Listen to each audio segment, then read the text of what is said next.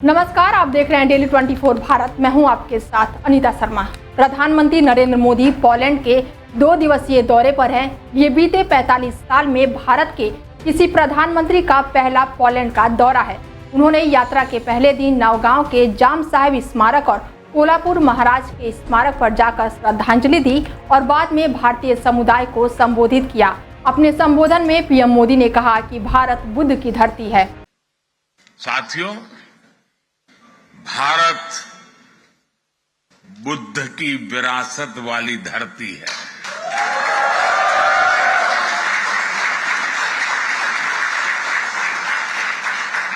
और जब बुद्ध की बात आती है तो जो युद्ध नहीं, शांति पर विश्वास करती है।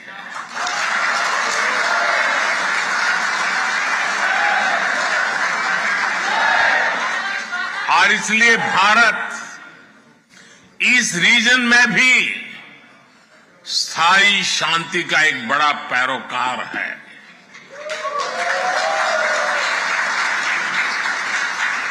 भारत का मत एकदम साफ है। ये युद्ध का युग नहीं है।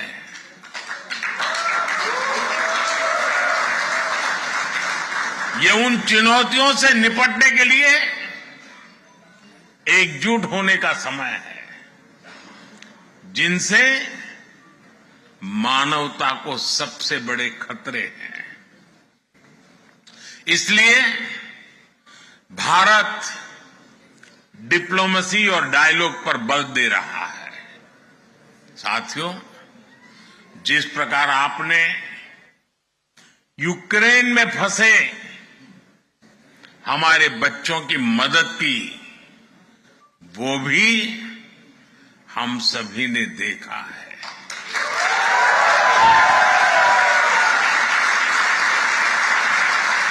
आपने उनकी बहुत सेवा की थी। आपने लंगर लगाए, आपने अपने घर के दरवाजे खोले।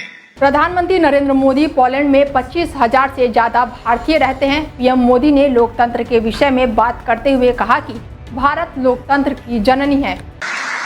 साथियों, भारत और पोलैंड के समाज में अनेक समानताएं हैं। एक बड़ी समानता हमारी डेमोक्रेसी की भी है। भारत मदर ऑफ डेमोक्रेसी तो है ही, एक पार्टिसिपेटिव और वाइब्रेंट डेमोक्रेसी भी है।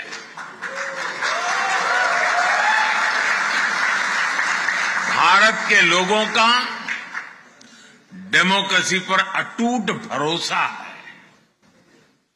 ये भरोसा हमने हाल के चुनावों में भी देखा है।